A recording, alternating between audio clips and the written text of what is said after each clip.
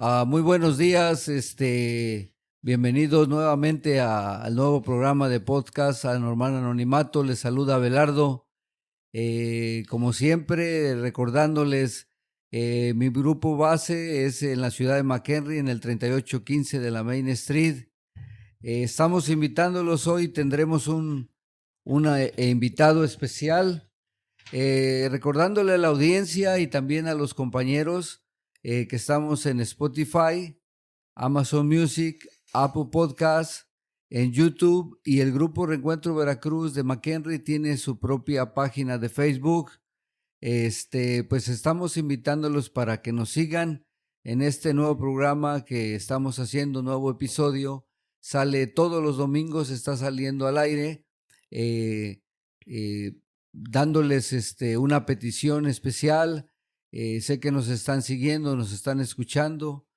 Suscríbanse, sean parte de nuestro equipo, y las personas de la audiencia que crean tener algún problema con su manera de beber, no duden de ninguna manera. Como saben, en la plataforma aparecen dos QRs. Uno de ellos es para escuchar directamente los episodios de los podcasts que estamos llevando, basados en lo que es el alcoholismo, el problema del alcoholismo. En el otro QR aparecen la información del grupo de McHenry, Reencuentro Veracruz, donde están unos números de teléfono. Por la razón que no los damos los números de teléfono al aire a través del programa, es porque queremos evitar ciertas situaciones que a veces son anormales, por llamarlo de esta manera. Entonces, pero ahí, si usted está interesado en cualquier parte que se encuentre usted del mundo, nosotros, la comunidad de Alcohólicos Anónimos, somos un árbol gigante que tenemos alcance hasta donde usted no tiene imaginación. Entonces, podemos contactarlo, podemos darle información de cualquier ciudad, cualquier parte donde usted se encuentre, para que si usted tiene problemas con su manera de beber o un familiar, usted quiere información, con mucho gusto nosotros se la proveeremos a través de que se contacte, y tenemos informaciones por todos lados para poderle hacer llegar a usted de la mejor manera. Entonces, pues, sin más preámbulo, esta mañana trataremos de hablar con nuestro invitado, con mucho respeto, guardando su anonimato, como siempre se hace, basado en nuestra tradición número 11. Nosotros nos basamos en atracción, no en promoción. Y esta mañana, lógicamente, vamos a tocar dos o tres temas diferentes. Vamos a hablar, lógicamente, de la experiencia, vamos del cómo llegó a Alcohólicos Anónimos, las razones. Pero como hemos venido tocando temas ya de nuestro libro, de nuestros libros, hoy nos vamos a enfocar en el último lapso de nuestro programa, en las relaciones interpersonales o las relaciones personales, que están basadas en las reparaciones de daños, en el perdón, a través de la reestructuración que hemos tenido cada uno de nosotros como seres humanos, después de haber ocasionado un desastre como un tsunami, como un ciclón, como un temblor de esos que destruyen todo. Entonces, bueno, pues vamos a darle la bienvenida a nuestro compañero Mario. Mario, bienvenido, buenos días. Buenos días, Abelardo. Buenos días a la audiencia del podcast AA Anonimato. Mi nombre es Mario L. Yo resido en uno de los suburbios cerca de la ciudad de Chicago. Y pues bien recibida la invitación, compañero Abelardo. Se me hace muy buena idea lo que se está haciendo, ¿no? Porque uno nunca sabe dónde se necesita la ayuda y para eso estamos nosotros aquí. Y esperamos pasar pues esta mañana con la información que se pueda dar acerca de los pasos de recuperación que nos brinda Alcohólicos Anónimos. No estaremos tocando lo que es el octavo y el noveno paso, a ver cómo hemos llegado allí, en cómo nos ha funcionado. Sí, gracias. Mira, ¿por qué no empezamos un poco? Porque la gente nos mira y nos mira ya de una manera diferente, la gente que lógicamente nos escucha, no nos conoce. ¿Por qué no empezamos abriendo el programa con tu experiencia en el valle, o sea, en el fondo del alcoholismo, cuándo empezaste a tomar, a qué edad, las razones que tú creas que te llevaron a hacer el uso del alcohol o de lo que hayas usado en el camino? ¿Por qué no nos platicas un poco de tu experiencia? Sí, pues yo soy guatemalteco. Yo vengo pues de como la mayoría de alcohólicos llegamos, ¿no? Con una familia con recursos muy limitados, recursos económicos pues casi hasta el suelo. Había una de las cosas que yo siempre decía y extrañaba cuando yo iba a la escuela, miraba a los demás niños con su padre y su madre. Eso siempre me afectó a mí y cuando yo miraba a mis abuelos, porque yo viví con mis abuelos, un abuelo alcohólico, él era trailero, tenía unos problemas, a él, el de entre los alcohólicos, en Alcohólicos Anónimos nos dicen que él fue un bebedor o un alcohólico periódico. Era persona que solamente tomaba 2 o 3 años, paraba y cuando tomaba, pues era un caos en mi casa.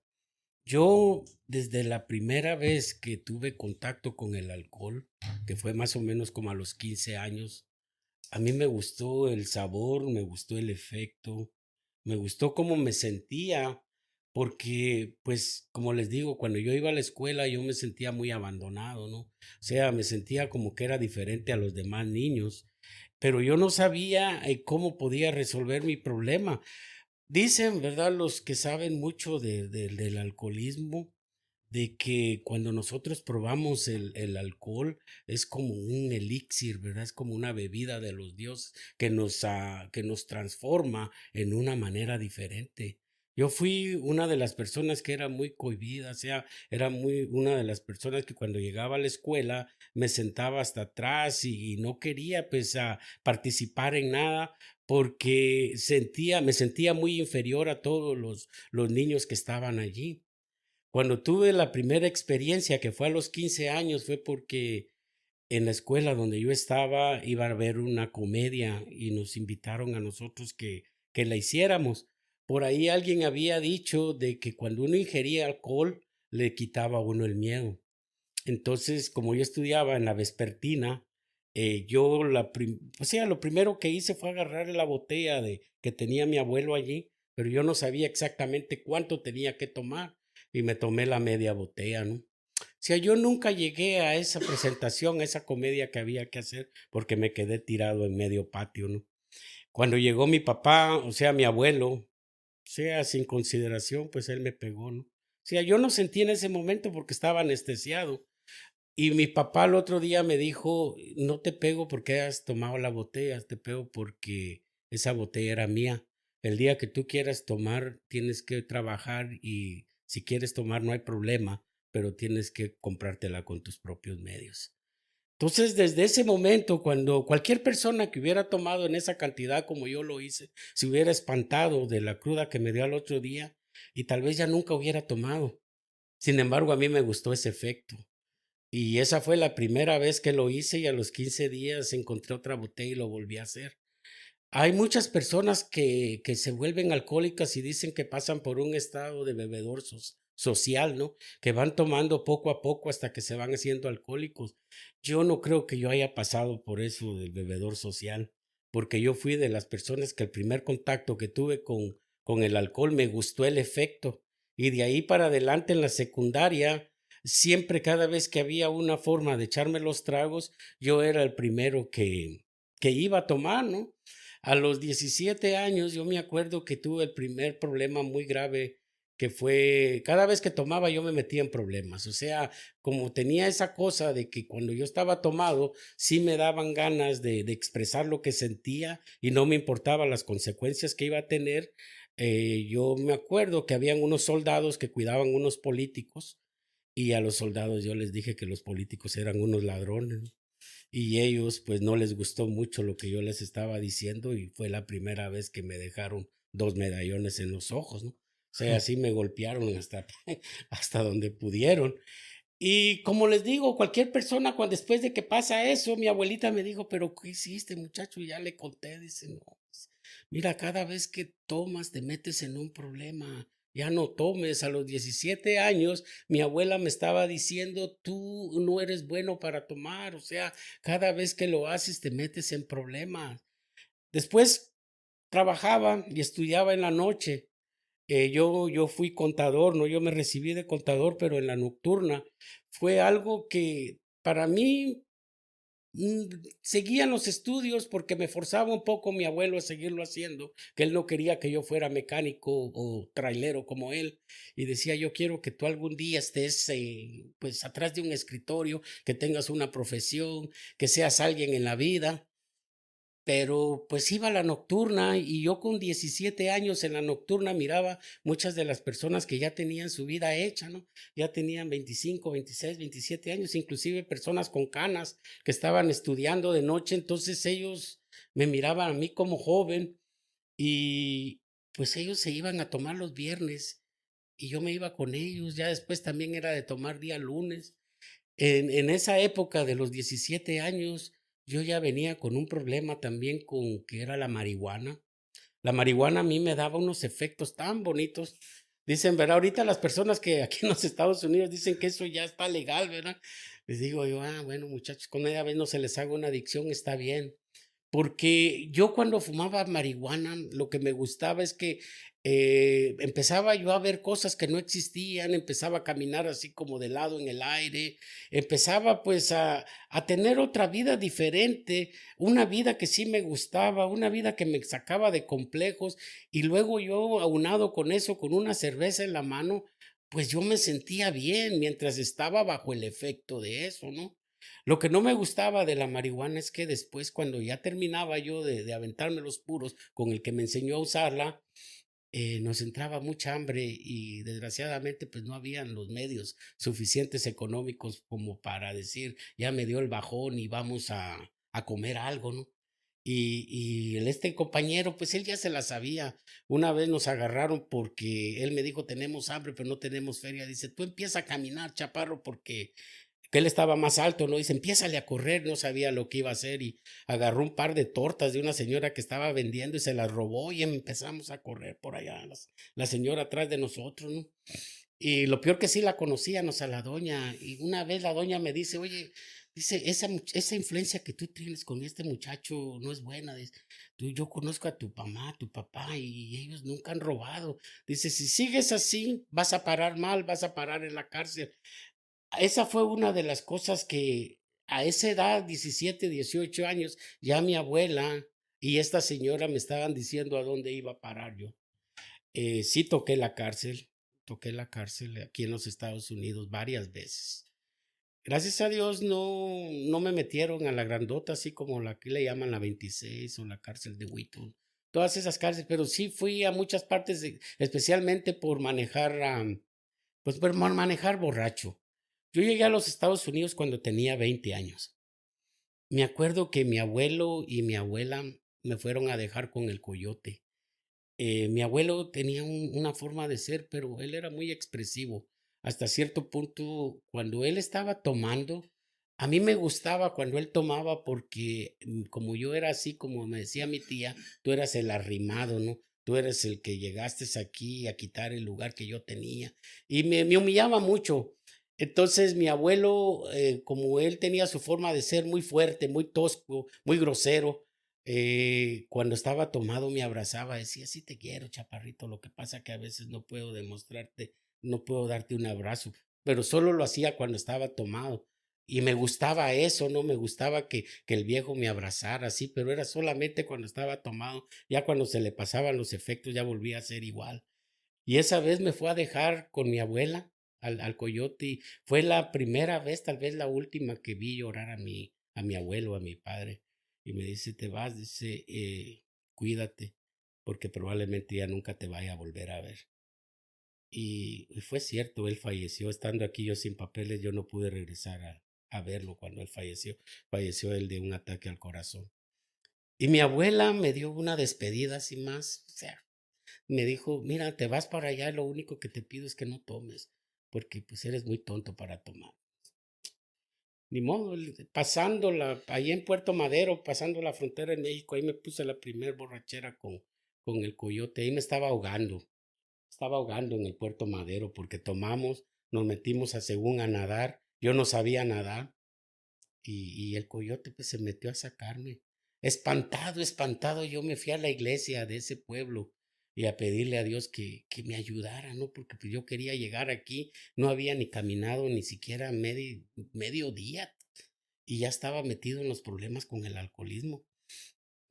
Mi mayor problema del alcoholismo fue aquí en Chicago, a los 20 años. A los 20 años, ya como cuando no había pasado yo un año en Chicago, cuando ya me había metido a mí sin manejar y sin nada, por una pelea que tuvimos en una cantina.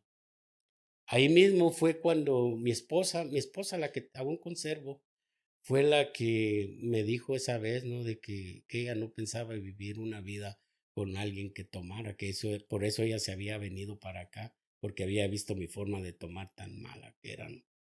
Entonces, cualquier persona, cuando yo cuento que yo choqué 6 carros y todos pérdida total, muchos me dicen, hubieras ido a agarrar unas clases para manejar, ¿no? Porque no puede ser posible que cada carro que tocaba en los días pérdida total, o ya hubieras entendido y esto. Una persona que tiene problema con el alcohol, no le importa. No le importa si así le dice la policía, te voy a quitar la licencia, te voy a suspender esto, te voy a quitar el trabajo. Si la esposa le dice, te voy a dejar, aun si hubiera estado mi papá o mi abuelita o mi mamá, todos en fila india diciendo que dejara de tomar, pues yo no, o sea, ¿cómo? O sea, así era lo que me hacía sentir bien. No sabe, o sea, yo no sabía de que ya estaba metiéndome yo en un camino donde yo no iba a tener una salida, ¿no? Estando aquí en los Estados Unidos, como a la edad de 22, 23 años, fue donde tuve también mi primer contacto con la cocaína. Aparte de lo que yo ya había hecho en Guatemala con este muchacho que me dio lo que fue la marihuana, también él me enseñó a agarrar los hongos, esos que son alucinógenos, esos están abajo del estiércol de la vaca, ¿no? Y él, pues a él lo mataron porque él empezó a meterse en unas gangas en aquel tiempo y lo mataron por algún negocio que hizo mal. Pero él agarraba los honguitos y llevaba ahí azúcar, porque son amargos. O sea, son unos viajes que se avienta uno y las cosas se miran diferentes, así psicodélicas. Lo que es rojo se mira negro y lo que es negro verde. Así cositas y dan vueltas, ¿no? 3 horas y media dura un viaje de esos. Probé lo que era el Resistol 5000 también en una fábrica de zapatos que trabajé en mi país.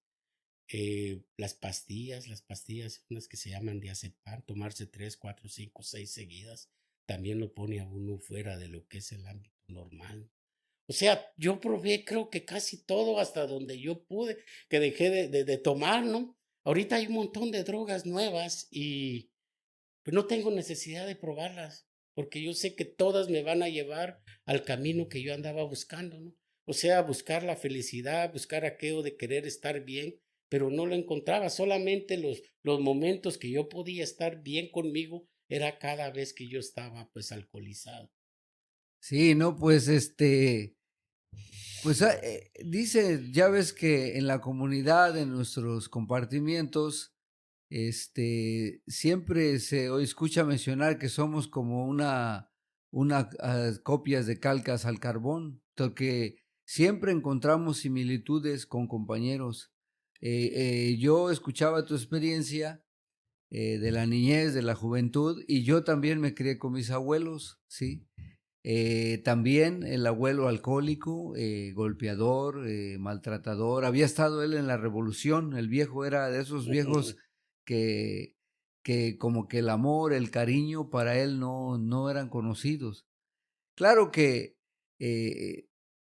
ahora que uno está, por así decirlo, del lado de la sobriedad, del entendimiento de lo que pasó en nuestras vidas, sabemos que yo no sé que antes en el caminar de nuestro alcoholismo, nunca, siempre nos pusimos a llorar, siempre nos pusimos a lamentarnos, de cómo nos trataron, de lo que nos pasó, pero realmente nunca, nunca hasta que llegamos a Alcohólicos Anónimos, nos dimos cuenta de que tal vez ellos solamente nos dieron lo que tenían. O sea, no sabemos cómo a ellos les haya ido en su niñez, en su adolescencia, en su historia de su vida como niños, como adolescentes. Pero bueno, recordaba yo, me hiciste recordar ahorita lo de la abuelita, ¿no? La abuelita siempre estaba pendiente. La parte femenina siempre ha sido muy importante en la vida de todos los seres humanos, ¿sí? Porque yo recordaba ahorita cómo a veces en las madrugadas la viejita se paraba afuera de ahí del terreno de la casa y volteando para arriba a ver a qué horas me veía llegar, ¿sí? O sea, y el otro, el viejo, ya listo con el chirrión o con lo que tuviera, porque él así arreglaba las cosas, o sea, él a golpes arreglaba las cosas.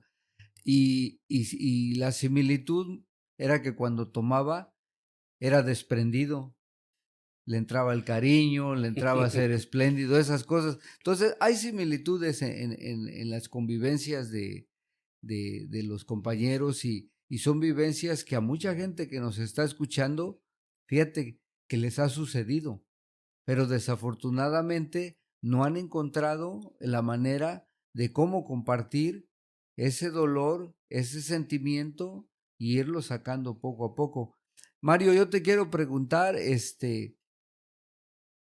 el detonador, el punto clave, la experiencia o lo que haya movido tu vida, como haya sido la ley, la familia, la experiencia tuya propia por la que tú llegaste a Alcohólicos Anónimos.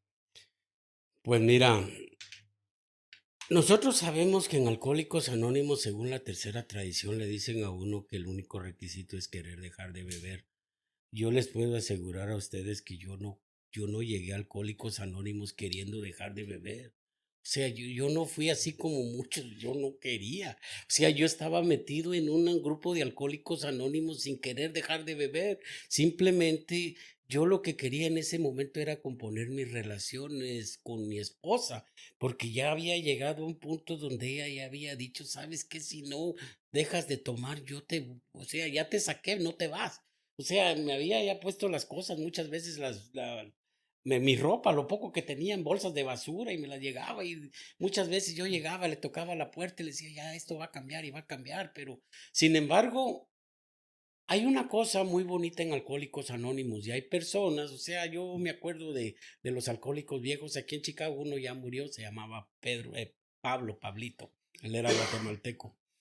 Él decía, ya a usted se le sembró la semilla, porque llegué a un grupo que ya es viejo en Chicago, creo que tal vez el primero o segundo grupo. Y me decía, aunque no quiera dejar de tomar, véngase, traiga su cuerpo, lo demás va a venir después. Pero los problemas que me traía a mí ya con la policía, porque eran demasiados. Los problemas que me traían ya con el trabajo, porque de todos lados me echaban. Problemas que ya tenía con mi esposa, porque el dinero nunca llegaba. O sea, cada vez que había una necesidad económica, yo no tenía, ¿no? O sea, ¿por qué yo llegué a Alcohólicos Anónimos?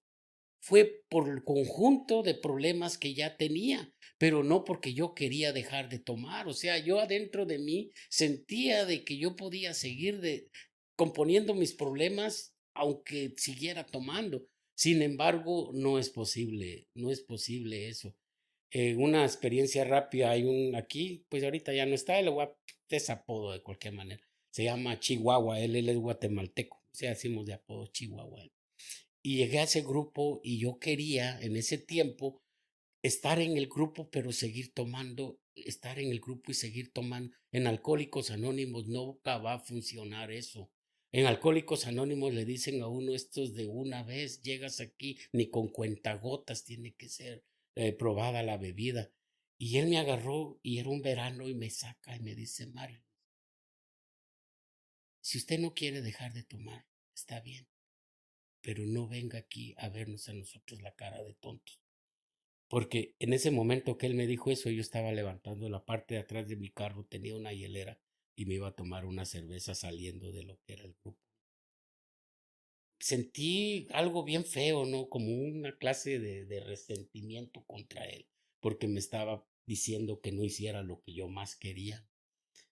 Esa vez ya no regresé al grupo y tampoco mi esposa regresó conmigo en ese tiempo. Esa experiencia la tuve que vivir de quedarme solo y que mi esposa se fuera. Fueron varios meses, tal vez 6, 9 meses. Esa fue lo peor que pude vivir porque ese tiempo que estuve solo fue cuando yo empecé a usar las drogas más fuertes. O sea, mi vida no cambió, se fue a peor. Cuando tuve que regresar a Alcohólicos Anónimos es porque ya traía yo un fondo más grande. O sea, las cosas nunca fueron para mejor, fueron para peor. Y cuando llegué, levanté la mano en los grupos de Alcohólicos Anónimos, dije, bueno, pues ahora creo que sí, traigo la necesidad muy grande de dejar de beber. Ahora sí necesito dejar de beber. Y es como se van dando los cambios, ¿no? O sea, yo no sé si sea el único que ha llegado a los grupos de alcohólicos anónimos y ha dicho que no quiere dejar de beber, o sea, quería el cambio, pero seguir igual.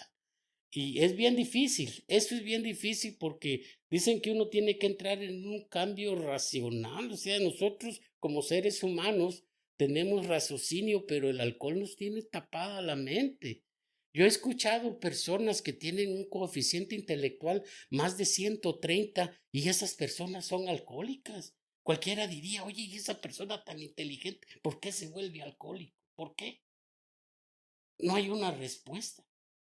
No hay una respuesta. Dicen que si esto fuera una filosofía de vida o un código de moral o si fuera por intelectual, pues cualquiera dejáramos de tomar después de cualquier cosa loca que hiciéramos. Sin embargo, no es así.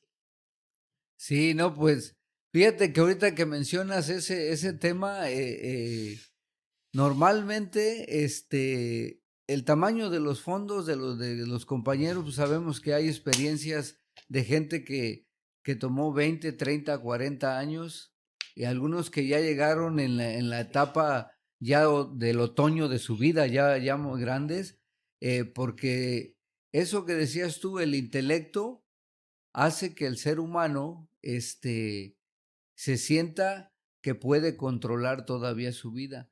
Fíjate que yo la sensación de ahorita de tu plática, de tu charla, la sensación que tengo yo para compartir es de que yo recurría siempre al alcohol porque era lo que a mí, o sea, me hacía sentir de una manera, o sea, especial. Me hacía sentir, o sea, rellenaba las necesidades de cariño, de afecto, ¿sí? A lo mejor de inferioridad que yo tuve en mi vida, el alcohol las rellenaba y por eso siempre recurría a él, me fue haciendo sentir cada vez que estaba yo más o menos en una etapa de la borrachera que todavía no, ahora sí como decimos nosotros, todavía no se me perdía yo la noción, todavía no llegaban las lagunas mentales en el ratito que me sentía yo me sentía yo como el rey del donde quiera que me paraba, me sentía yo la persona más especial, la persona más importante. Y eso a nosotros nos gusta. O sea, la misma literatura nuestra dice que nosotros siempre hemos sido ilusionistas, en bancarrota. Sí, o sea, nos gusta como pasar y que todos huelan que Abelardo y Mario van pasando. O sea, De la mano. sí, o sea, nos gusta que vean eso y eso nos lo daba el alcohol. Por ejemplo, pero por lo que tú regalas de tu experiencia, se había llenado ya, ahora sí, se te habían tapado todas las salidas falsas, que el alcohol, que las drogas te daban, y ya, o sea, cuando la familia te pone las bolsitas o cuando ya te abandonan, ¿sí? Hay algo bien especial que a veces no podemos entender, aún estando ya dentro de todos esos programas, estudiando, investigando. ¿Por qué a mí, por ejemplo, en una época de mi vida, mi señora me abandonó, también se fue con su mamá? Y recuerdo que en vez de que me pusiera triste, bueno, sí tenía tristeza, pero en vez de decir, no, pues aquí es el punto de quebrar, donde yo voy a cambiar, donde voy a intentar. No, me acuerdo que aquella semana, en esa casa que vivíamos ahí en Jalapa, Veracruz, de la noche a la mañana ella se fue y yo me traje 2, 3, 4 amigos, o sea, convertí la casa en como en en una fiesta de una semana o más, 10 días estuvimos ahí, tomaban, salían en todo y hasta que yo vine a tocar el fondo aquí en la ciudad aquí de Chicago, aquí en Illinois y y sí, esa mañana con una cruda tremenda, con una cruda moral, con una muerte espiritual, es lo como yo le considero. Y cuando te dicen, ¿sabes qué? Quita tu bolsita con tus 2 pantalones, tu camisa. A mí lo que me cimbró es que me dijo, no te quiero volver a ver en mi vida. Ya has dañado, o sea, lo suficiente. Cuando regrese de trabajar, porque sí llega la irresponsabilidad de uno. Ya, y no es que uno sea irresponsable, es que ya el alcohol se ha adueñado de la voluntad.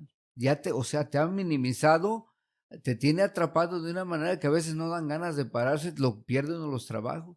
Y cuando te dicen, a mí me dijo así, yo nunca, y recuerdo su mirada de mi esposa, que claro, gracias a Dios y a este programa, nosotros seguimos conservando nuestra vida juntos, ya 38 años, pero en ese momento a mí nunca se me ha olvidado esa mirada, o sea, entre odio, entre frustración, mucho dolor y mucha tristeza y derrotismo en su mirada, como si hubiera tenido yo creo unas ametralladoras para eliminarme con la mirada, pero con esas, no me dijo groserías, no me dijo nada, me dijo, no te quiero volver a ver en mi vida, ya hiciste lo suficiente. Ahí yo pienso que ahí toqué el fondo porque por primera vez la miré a los ojos y aunque ya antes había hecho simulacros, porque así le llamo yo de irse, y ahí va uno de llorón y regresan, ¿sí? Pero bueno, son cosas, gracias a Dios llegamos a este programa y este programa de estos podcasts son para que la gente que nos está escuchando no se sienta que son los únicos, porque hay gente todavía, a pesar de tantas redes sociales, a pesar de tanta comunicación que existe hoy en día, hay mucha gente en algunas partes del mundo que todavía sienten que ellos son los únicos que están sufriendo por lo que nosotros pasamos. Entonces no están solos.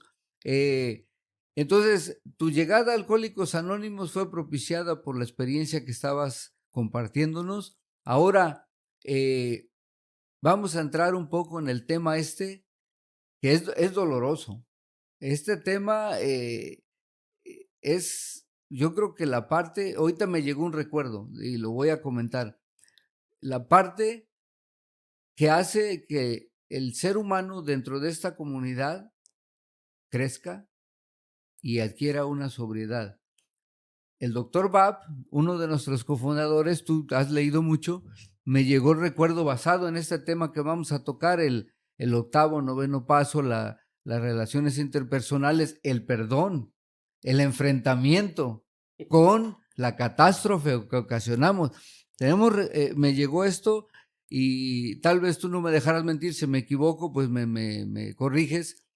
El doctor Bab ya estaba Bill en Akron cuando el doctor Bab ya estaban tratándole, llevaban como una semana, algo así y se le atravesó una conferencia, no me acuerdo, no sé si en Atlanta, en Cleveland, una conferencia de médicos, porque él era un cirujano, y se puso una guarapeta ya después de la conferencia, y regresó, pero fíjate, esto más bien es para ya los compañeros que están dentro de la comunidad.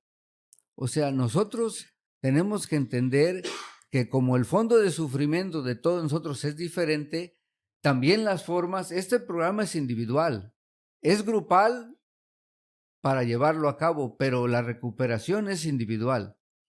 Cada quien trabaja su programa de la manera como le va funcionando mejor. O sea, en realidad no podemos decirle al nuevo, no podemos decirle al que tiene menos tiempo exactamente cómo le tiene que hacer. Porque el doctor Bab, cuando regresó a Akron,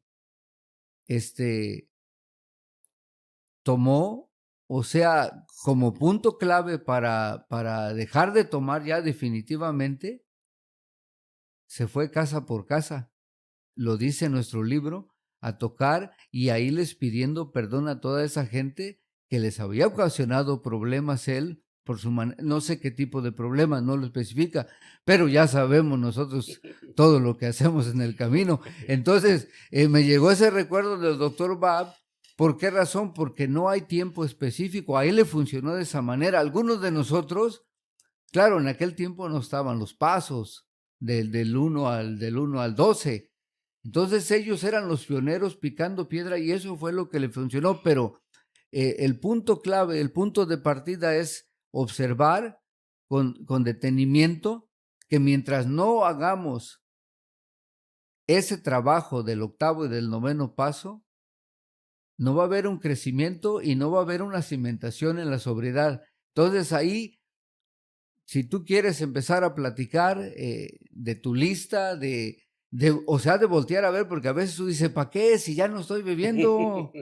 Y hay compañeros que conocemos, no, claro, o sea, no vamos a mencionar nombres, que hemos conocido en el camino, que siguen viviendo una vida salvaje porque no han querido enfrentar todo esa derrotero que hicieron en el camino, o sea, no quieren voltear para atrás, piensan que todo está bien así y no se puede vivir, no se puede fundar un cimiento estructurado fuertemente, firme, si nosotros evadimos estos pasos del perdón. Sí. Adelante, Mario, a ver, ¿tú cómo ves? Sí, ¿cómo te ha pasado? Mira, ahorita que estabas tú hablando, ¿verdad? Parece que tú y yo, aparte de que tenemos casi la misma edad, tenemos los muchachos, creo que también de la misma edad, mi hija tiene 35 años, la más grande. Esa vez que ahorita estabas mencionando tú cuando mi señora se fue, ¿no? Mi hija tenía como 2 o 3 años, yo me acuerdo que esa vez también yo me quedé con puros alcohólicos y pues a la casa le hicimos una barra.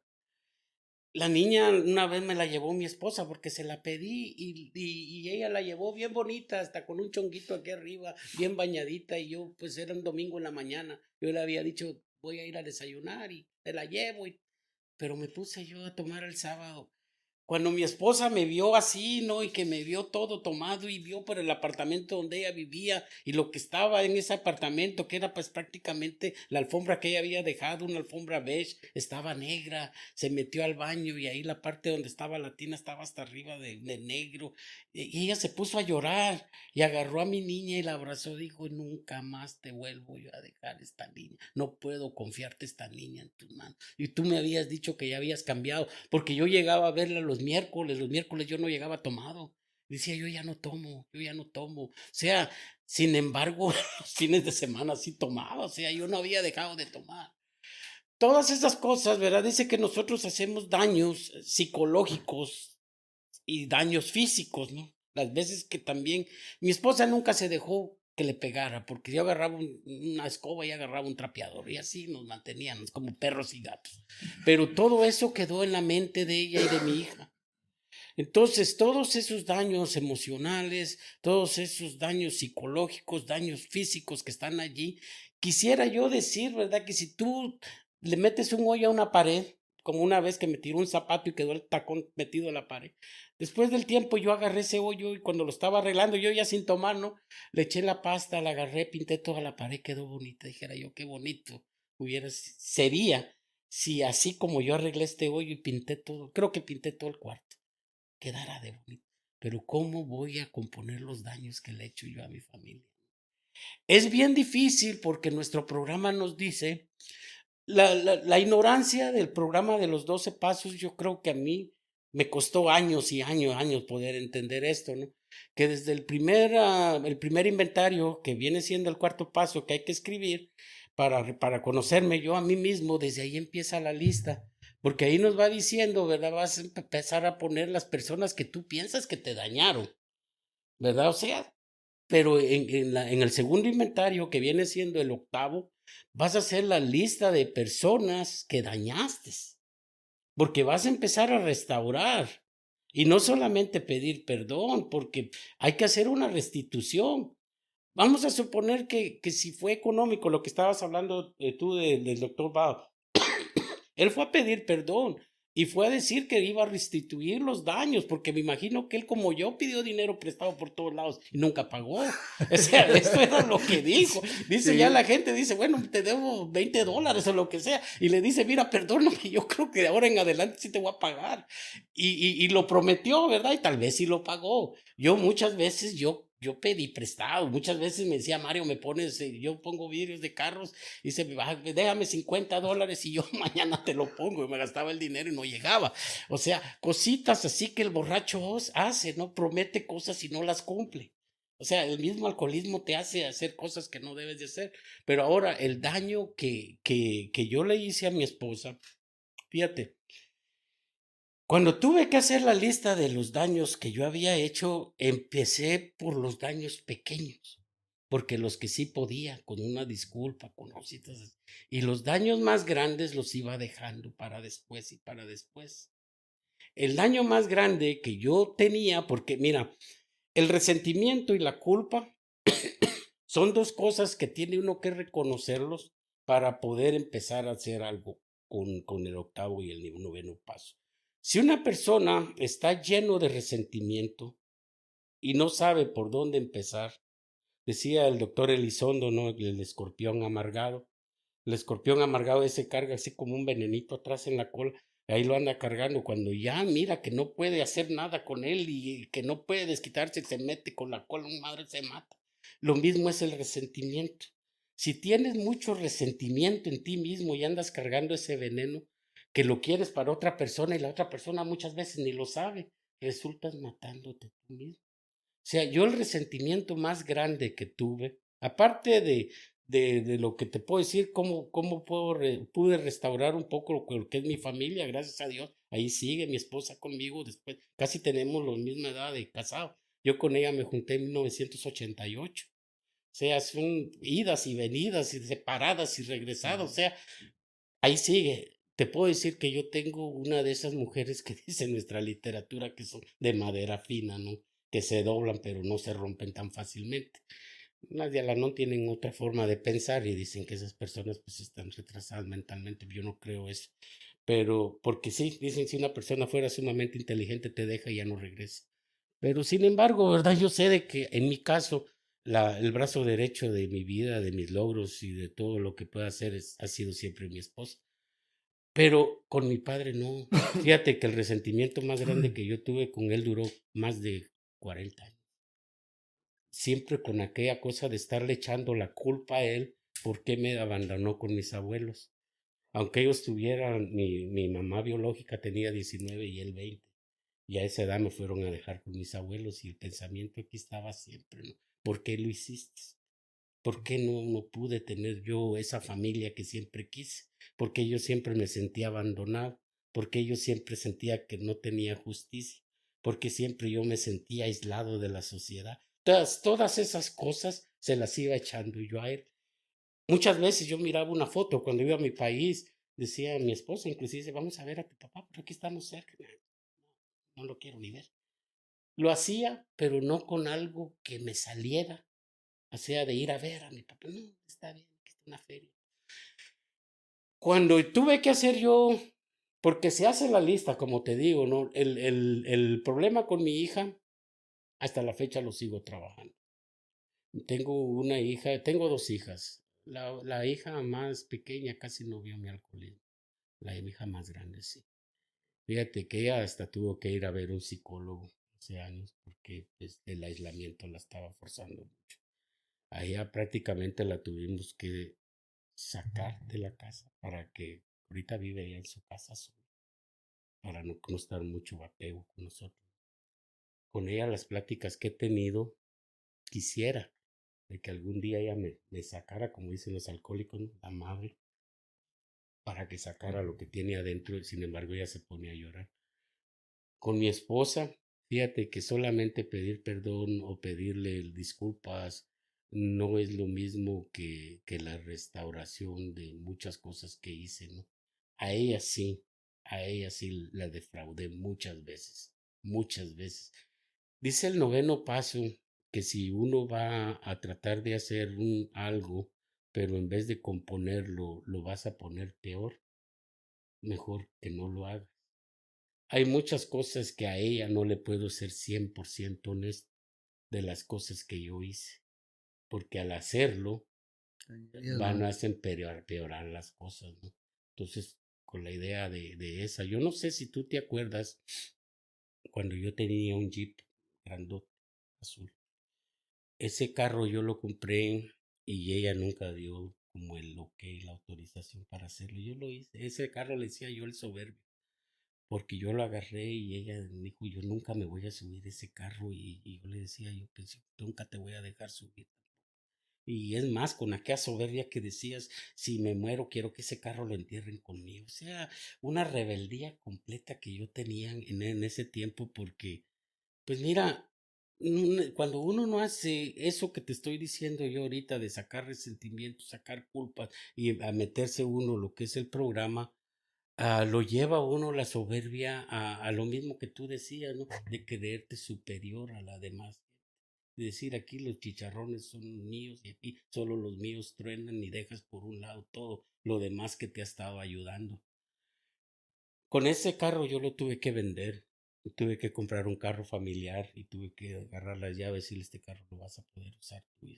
A eso es a lo que le llaman restauración de daño, ¿no? Reconocer, dice el paso 10, ¿no? Que cuando uno está actuando mal, uno tiene que tener aquella visión, ¿no? De detectar dónde es donde uno está cometiendo errores y empezar a ver de qué manera empieza uno a trabajar en ellos, ¿no?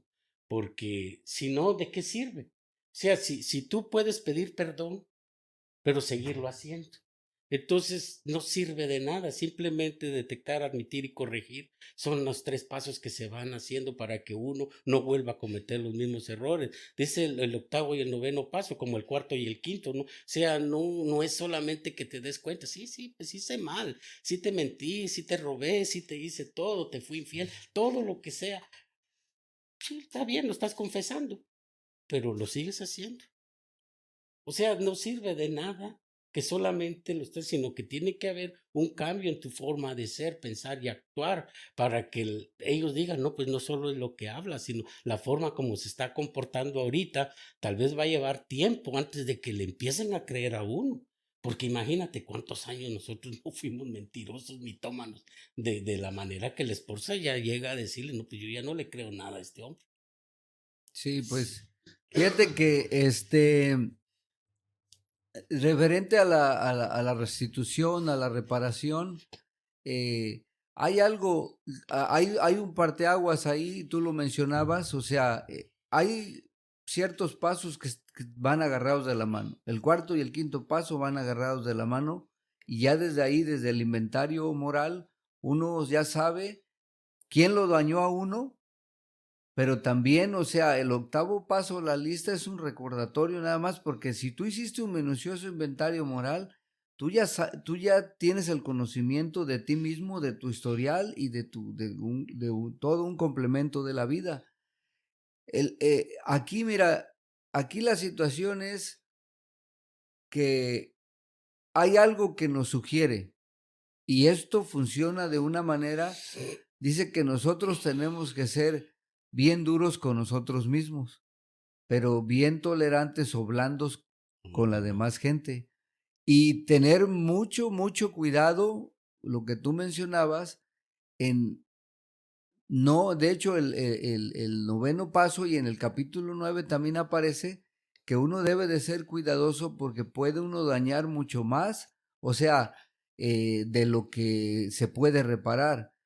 Por ejemplo, yo tengo una experiencia de eso. Cuando mi padrino, el primer padrino, yo he tenido 3 padrinos dentro de mi caminar de Alcohólicos Anónimos porque yo siempre les digo a los compañeros de recién inicio no se puede caminar solo en estos terrenos, porque uno tiene una visión, o sea, uno juzga y uno mira y uno actúa como uno cree que es más conveniente, pero a veces tenemos que recordar que nosotros estamos en una burbuja, encapsulados, y la gente, alguien que está afuera puede empezar a ver de una manera diferente cómo podríamos caminar sin irnos al hoyo, sin tropezarnos tanto.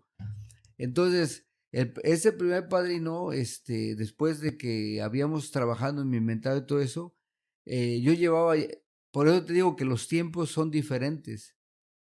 Llevaba ya 5 años sin tomar y echándole ganas a la capacidad.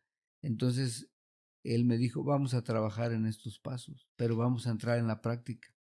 Entonces, nomás voy a hablar una experiencia, por ejemplo, de las más fuertes, pues con la gente que yo sentía más dolor, más resentimiento, o sea, y que pensé que entre más lejos estuviera yo de ellos era mucho mejor, y eran los progenitores de mi vida, ¿no? Mi papá y mi mamá, o sea, del cuales yo no viví con ellos tampoco.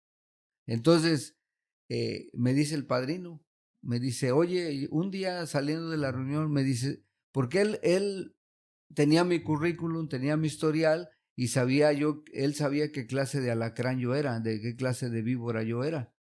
Entonces me dijo, mira, él desde un principio me dijo, a personas como de tu calaña, o sea, de tus características, las sugerencias no le funcionan. De principio, cuando le pedí que fuera mi padrino, me dijo, si tú quieres que caminemos en esto y quieres permanecer sobrio y quieres echar para adelante, a una persona como tú solo se le pueden aplicar normas de vida basadas en la obediencia. Sugerencias no te sirven a ti. O sea, fíjate, ya para que te imagines con quién estás hablando. Entonces, yo había aceptado eso, entonces yo era obediente con él. Porque fíjate que nosotros desobedecimos a todo mundo. Y a veces nos tenemos que, en algún momento tenemos que aceptar que tenemos que obedecer a alguien en la vida para poder enderezar el camino. Me acuerdo que me dijo saliendo de la junta, dijo, en 6 meses me dijo, ponte a ahorrarte un dinerito porque te vas a México, me dijo. Y dije, este viejo está loco. Yo dije, lo pensé y me adivinó el pensamiento. Porque yo dije, ¿cómo voy a ir a México si yo no tengo papeles? Decía yo. Está loco este. Y antes de que yo le dijera algo, porque nomás lo pensé, me dijo, no, ya sé, yo no te estoy preguntando tu estatus legal, me dijo. Yo te estoy diciendo que en 6 meses tienes para ahorrar un buen dinero e irte a México, porque tienes que ir a reparar, a enfrentar esos fantasmas con los que si no van a vivir el resto de tu vida contigo. Dijo tu papá y tu mamá. Ay, y bueno, me dijo algo que me dijo algo que muchas ocasiones,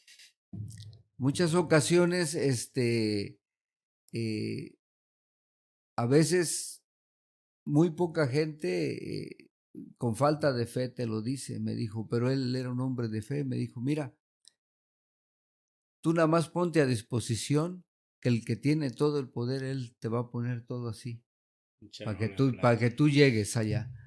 Y fíjate que se dieron las cosas, de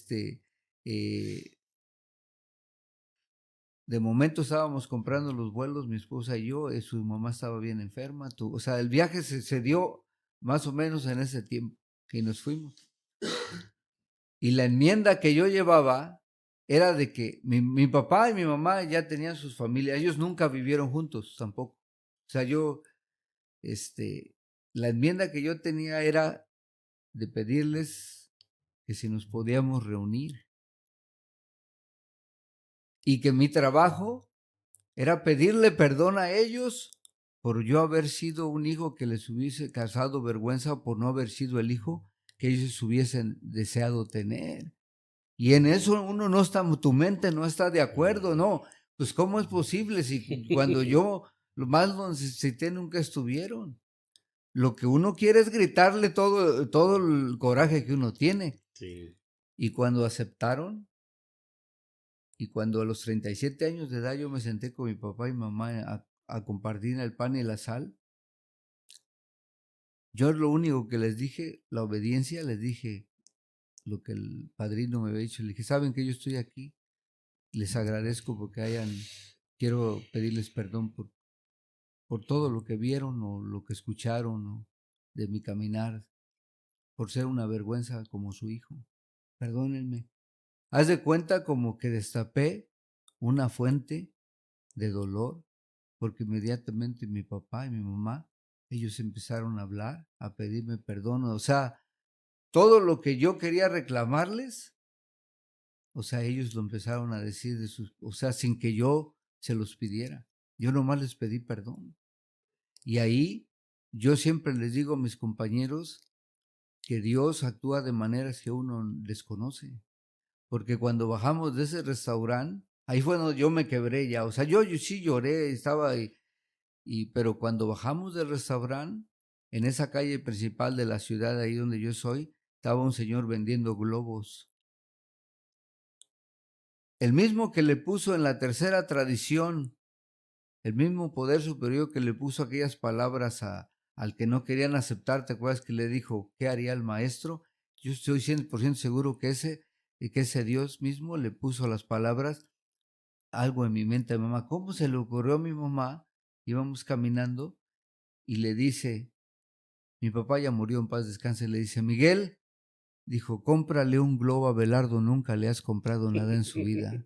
Y yo les digo a mis compañeros que agarró mi papá, se volteó y compró un globo así grande que tienen como un palo, son como sonaja.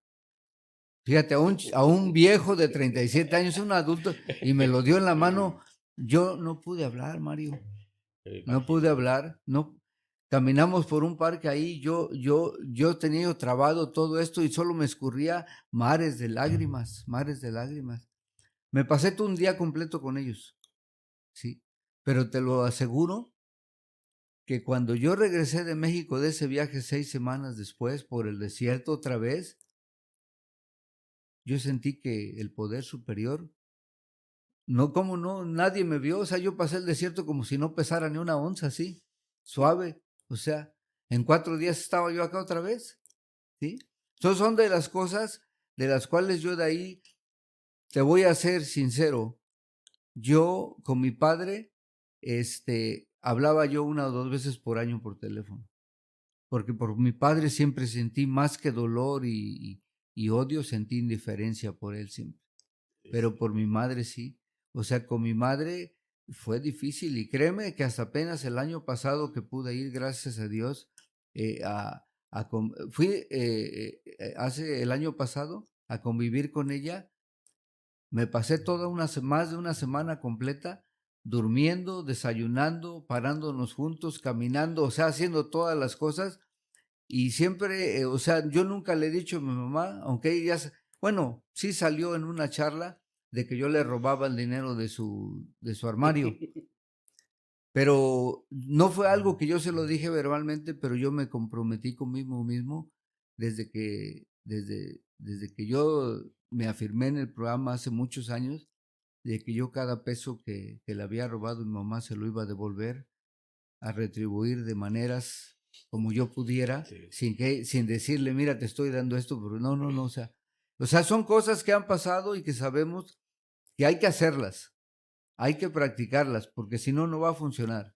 Sí, mira, Abelardo, fíjate que, por ejemplo, yo sé que tú eres un ser espiritual, no sé cuánto tiempo pues ya hayas entendido eso. Para personas que son beligerantes con uno mismo, con todas las religiones, con todo, como yo, a mí me costó años y años. Yo tuve que ir a hacer una experiencia, fíjate, en el año 2015 y en mi país. Y fue un retiro, fueron 28 días que yo me tuve que ir. Pero ese retiro tuvo que ser de una manera más que todo inducida por la misma vida. Porque de lo que estabas hablando ahorita, ¿no? Cuando ya vienen esos fantasmas atormentadores del pasado que ya te agarran, ¿no? Y te vienen así con estos pensamientos de hasta querer matar a tu padre, ¿no? Por algo que no era ni mi problema, y me sentí con una incapacidad cuando yo le comenté a mi esposa, oye, Mario, o sea, se llama Mario, mi papá también, por una mujer dejó a Daniel, ¿verdad? Un niñito en ese tiempo, tenía niño como 5 años, lo dejó abandonado. Me acaba de decir mi otra hermana que se fue porque la mujer se fue con otro hombre, él agarró la borrachera y se fue y dejó a Daniel metido en el cuarto y la volvió a hacer otra vez, volvió a abandonar otro niño, y me vino aquel resentimiento tan grande, ¿no? De decir, yo que tenía papeles, yo quiero ir, si no puedo yo mismo le doy un balazo, si no le voy a decir que él, o sea, aquella cosa, aquella loquera, ¿no? Decir, ¿qué hago? O sea, me sentí, le digo yo a mi esposa, mira, si me traigo a Daniel para acá, me ayudas a criarlo. Y me dice mi esposa, no, es que ese no es tu problema, ese es el problema de tu papá. ¿Qué te vas a meter en algo? Y me dicen mis hijas, mi mamá tiene razón, ¿cómo vas a traer un niño aquí de 5? Le digo, pero es que ese niño está sufriendo y ese niño va a sufrir igual que yo y ese niño...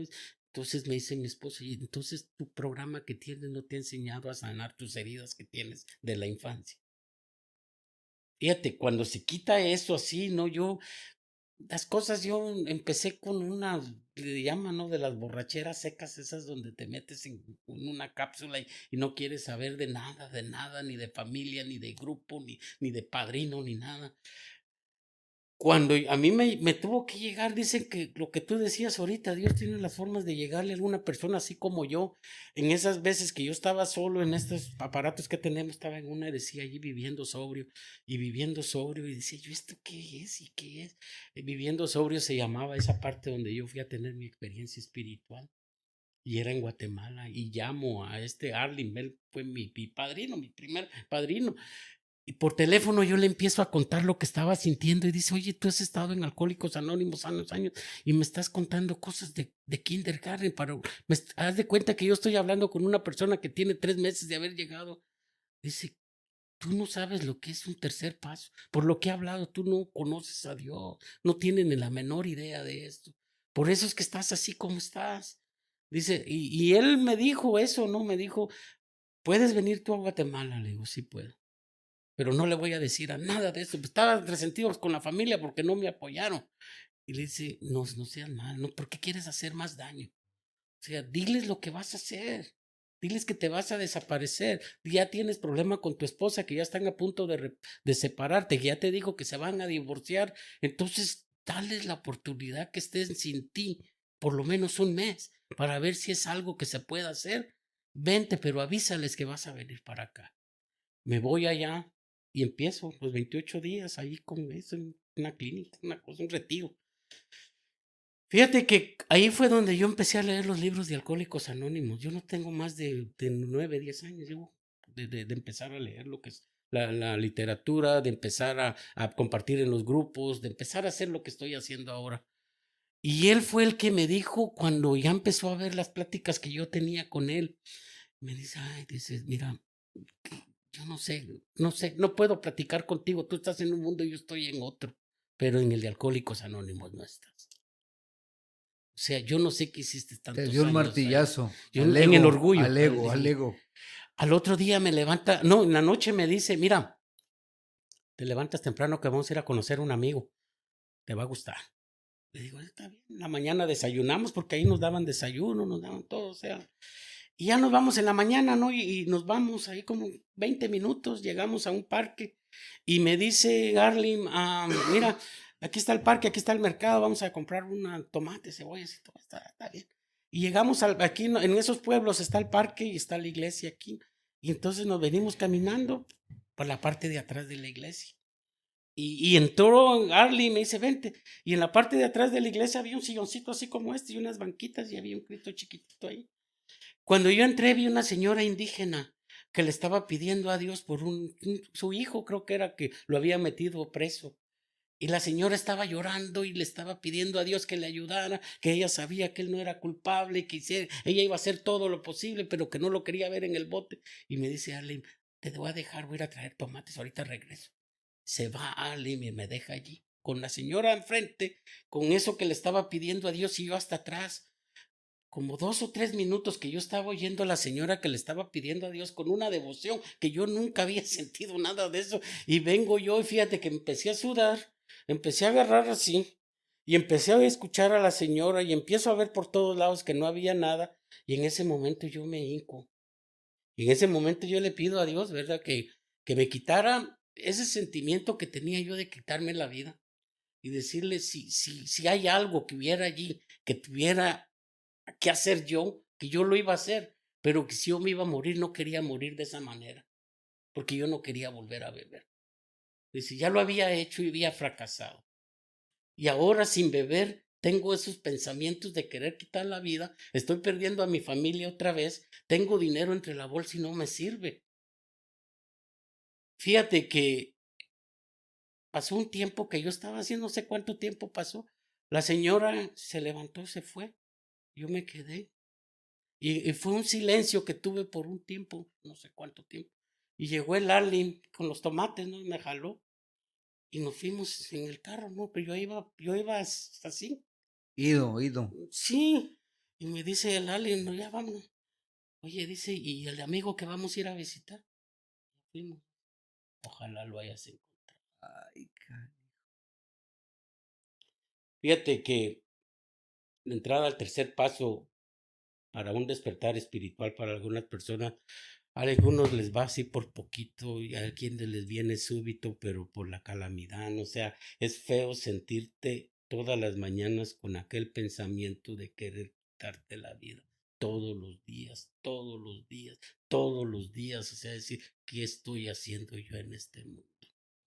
No le encuentro sentido a la vida y me levanto con ganas de ir a matar a mi jefe todos los días. No quiero ver a esta señora, a mi esposa, no quiero ver a mis hijos porque no me apoyaron en lo que yo quiero. O sea, siempre lo mismo, quiero esto, quiero esto. Entonces, fíjate, esa cosa de la aceptación de eso estuvo bien, pero el noveno paso fue cuando me tocó hacer eso con Arlene, porque fueron 28 días. En la mañana nos levantábamos, nos íbamos a una montaña, por ahí tengo una foto, cuando terminamos te la enseño. Una montaña bien bonita, bien lejos, fíjate, hasta allá más arriba de ahí llegaban unos indígenas y ellos hacían como rituales y todo, pero más arriba. Y nosotros nos ponían, bueno, el Arlene se ponía a leer el periódico y yo ponía a leer literatura, todos los pasos. Me dice, cuando llegues al octavo y el noveno, estamos pensando trabajar algo. Porque ya detecté dónde está tu detonador. El detonador tuyo es tu papá. Dice, todo lo que está alrededor de tu mujer y tus hijos y todo eso, ese no es el problema. El detonador tuyo está con este viejo. De donde estaba ese lugar, para donde estaba mi papá, era media hora. Así, ahí mismo, en esa parte aquí está un lago y al otro lado estaba él. Yo llegué en junio, como junio 5 por ahí esa parte. Fíjate que cuando empecé, porque dijo, vamos a empezar a escribir algo, vamos a ver qué sentimientos tienes tú con tus padres, ¿no? Y estaba yo escribiendo y en ese tiempo, viste, en Guatemala, yo, tal vez en México también, el 17 de junio viene el Día de Padre. Y yo estaba escribiendo, lo eran los sentimientos que tenía con el padre. Y en eso había un pinche radio y en el radio empieza la canción del padre, ¿no? Que viejo y que no, no me puse mal, con ganas de agarrar el viejo y él. O sea, y llegó el alien que tiene. Y agarró las hojas, dice, no has escrito, vete para acá. Dice, tú tienes que sacar algo. Traes algo ahorita que oíste esa canción, querías pegarle al radio. ¿Por qué el radio? Dice, ven para acá, yo voy a ser tu papá. Y agarró una silla y se sentó enfrente. Dice, dime todo lo que quieras decirme, nomás no me pegues, porque acuérdate que yo tengo instintos. No me pegues, pero dime todo lo que quieras sacar. Digo, ¿de verdad quieres que te diga y aguantes todo lo que te voy a decir? Porque yo soy mal hablado. Todo lo que quieras, nomás no me pegues. Y agarré y empiezo a sacar, pero aquella cosa y con las ganas, que sí le hacía, a Larlima sí le hacía, porque sí miraba como que yo quería darle un solo bueno. Pasaron 5 o 10 minutos que le dije todo, no te puedo decir las palabras que le dije porque pues tengo respeto a lo que estamos hablando, pero ya te imaginas qué fue lo que le dije. De ahí empiezo a llorar, que me levantan. Mira, tú estás muy dañado, tienes que sacarte esa culpa que le has inyectado a tu padre, la tienes que sacar.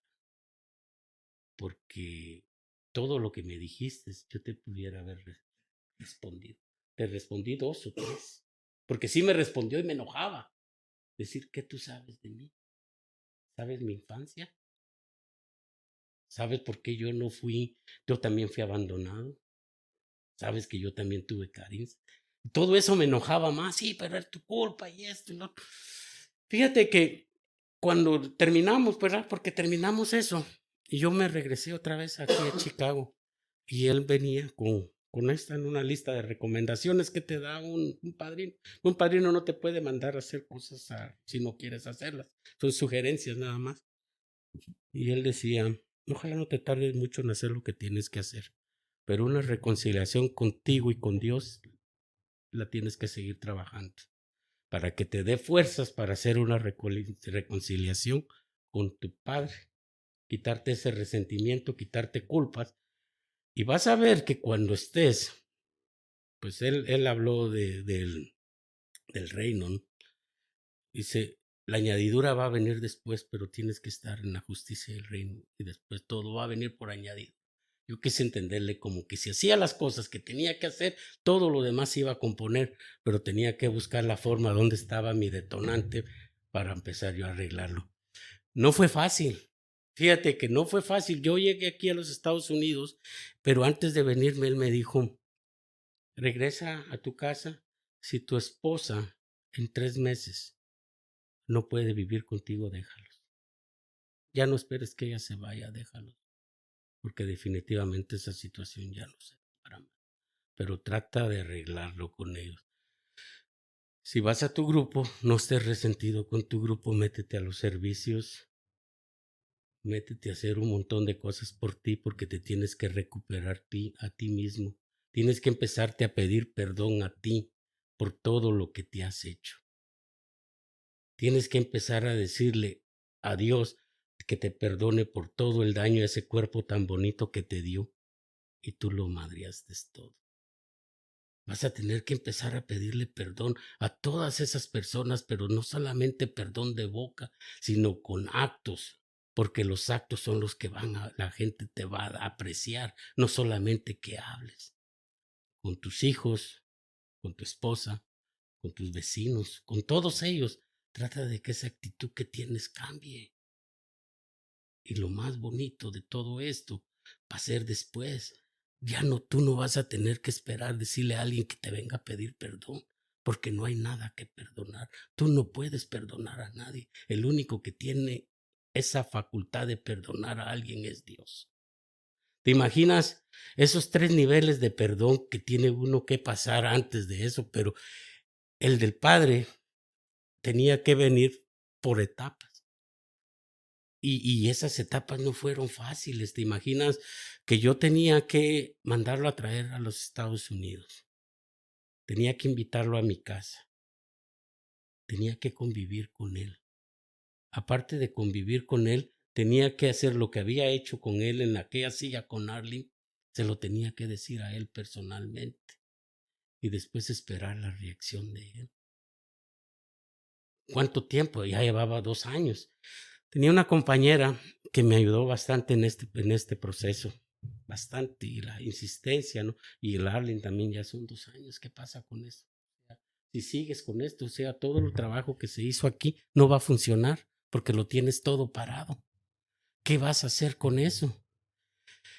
Mandé la carta hecha a mano. A mí si tú me pides una carta, cualquiera me pide una carta, yo me meto en una computadora y le digo, no, pues yo le invito, que aquí en mi casa, no sé qué, y se la hago bien bonita a él la mano. Y que se va con esa carta hecha a mano, la mandé en correo regular, tardó creo que 1 mes en llegar, sin ganas de hacerlo, o sea, con aquella cosa no quiero, yo te odio, ¿por qué tengo que hacer esto? O sea, yo perdiste perdón a ti, ¿para qué? O sea, si yo lo que quiero, ojalá que cuando te mire no te agarre a madrazo, porque yo no quiero, no quiero verte. Llegó la carta, se fue a la embajada y le dieron la visa al viejo. Ya después me llama, dice, mijo, me dieron la visa. Cualquier persona se hubiera alegrado si le dieron la visa a mi papá. Yo, no, o sea, pidiéndole a Dios que no le dieran la visa. O sea, aquella cosa así, ¿no? Y dice, bueno, ahora sí viene la visa, se la dan en febrero. Dice, ¿para cuándo? Digo, ahorita está muy frío, cuando sea caliente. Vino el verano y ya se estaba pasando el verano, o sea, ya era mayo, junio y julio, ¿y qué? Y otra vez la insistencia de los que me estaban ayudando, ¿cuándo vas a comprar el boleto? Dice, pues están muy caros. Dice, ¿cuánto te has gastado? ¿Tu feria tienes? ¿Cuál es el problema? ¿Por qué no quieres entrarle, verdad? Te causa escozor, porque sabes que eso sí te va a doler, porque el dolor es la piedra angular del crecimiento y tú la estás poniendo, tú lo que estás haciendo es sufrir. O sea, el sufrimiento, tienes como un cuchillito de palo, parece que estás así, pero sabes que va a venir un cuchillo y va a desgarrar tus sentimientos. No le quieres entrar a eso, ¿verdad? Está haciendo. Y sí, me dolían eso, pues que te decían. Y una tarde agarro, cuando me dieron esa terapia, digo, si ahorita agarro un boleto en $300, ahorita lo compro. Y que me meto, pues yo sabía que de a 300 bolas no hay boletos. Que me meto y abro 2.98. Órale, güey. Ahí está. Y a poner el botón y la tarjeta de crédito. Llegó el viejo, pero fíjate, para eso que yo no sabía cómo iba a actuar cuando pues, vivir con un desconocido aquí en tu casa, haz de cuenta que nunca has vivido con él, pues invitarlo a la casa, que venga aquí, ¿dónde lo meto? ¿Qué vamos a hablar? ¿Qué vamos a hacer? O sea, y sí, me apadriné también con alguien que andaba de México, andaba de visita aquí. Le digo, oye, tengo este problema, ¿qué va a pasar? Le digo, yo no sé, la verdad, yo no quiero que me metan al bote, lo voy a agarrar a madrazos. Dice, ¿qué va a pasar? Dice, mira, que te agarre, no lo vas a agarrar a madrazos. De las 3 cosas que me estás diciendo, no va a pasar ninguna de las 3. Tú vete al aeropuerto. Le pedí una silla de ruedas, lo fui a recoger. Fíjate que él llegaba a las 9:15 de la mañana. A las 10 llegué. Lo dejó ese que lleva las sillas de ruedas, lo dejó con la silla ahí. Porque pues no llegaba yo. Ahí se quedó el viejo. Imagínate, ese daño todavía de no querer enfrentar esas cosas que sentía, ¿no? Llegué tarde, con cualquiera hubiera llegado 15 minutos antes con él, ¿no?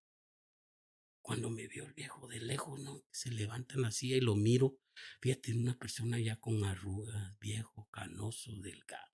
Ay, y que lo miro así, que se levanta y que me da un abrazo así el viejo.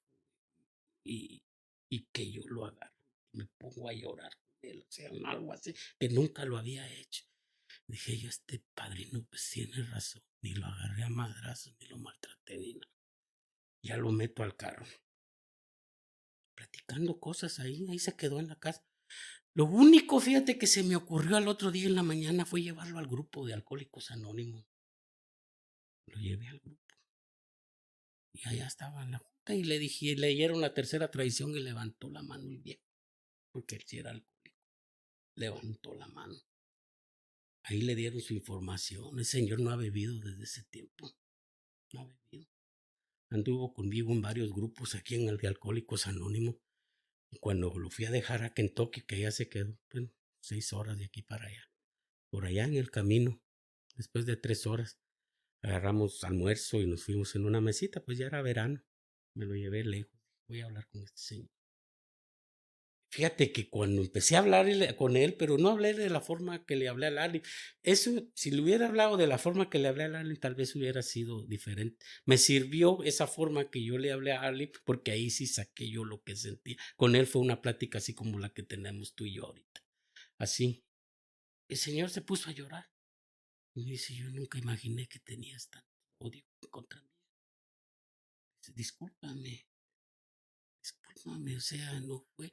Pero me dijo unas palabras tan bonitas que tal vez las llevo yo hasta ahorita todavía. Dice, tu mamá y yo, mi mamá, en paz descanse, mi mamá biológica, pensamos que en ese momento era lo mejor para ti. Nosotros éramos muchachos. Además, nosotros pensamos que estaban muertos. Pues, nos llevó el río, no sabíamos qué hacer. Literalmente se los llevó el río, una cabaña. Tenían a la par del río y el río creció y se los llevó.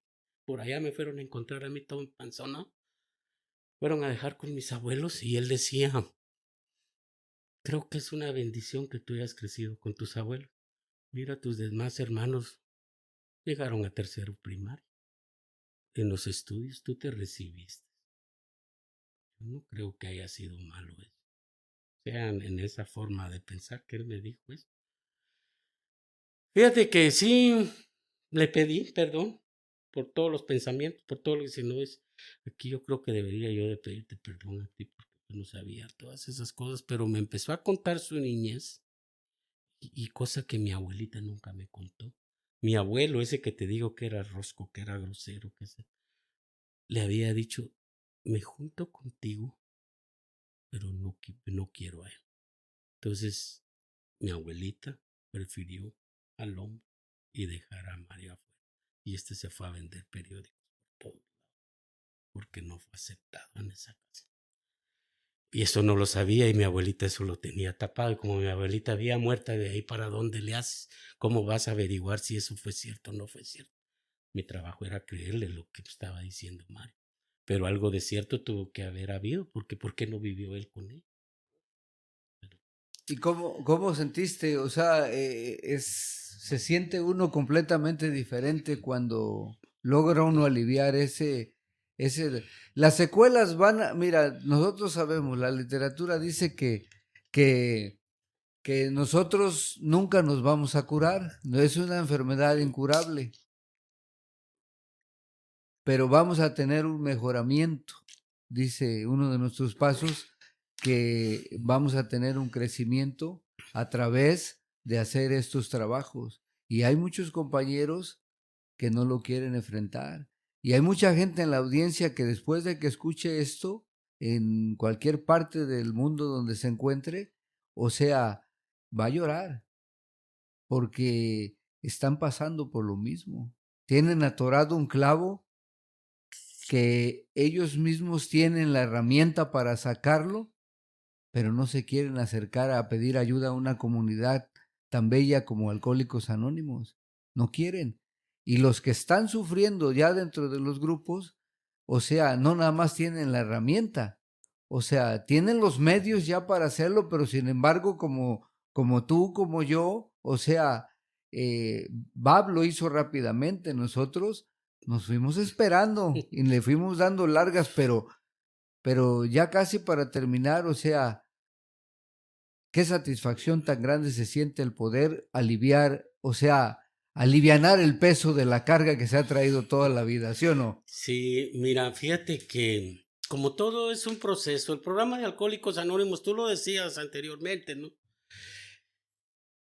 Se va trabajando y mira, el que se considere, yo lo miro de esta manera ahorita, el que se considere un Alcohólicos Anónimos, un verdadero alcohólico anónimo, mínimamente tuvo que haber leído el libro azul, mínimamente, porque ahí es donde está la verdad. Si uno no conoce su enfermedad, no sabe cuál es la recuperación, cuál es la medicina.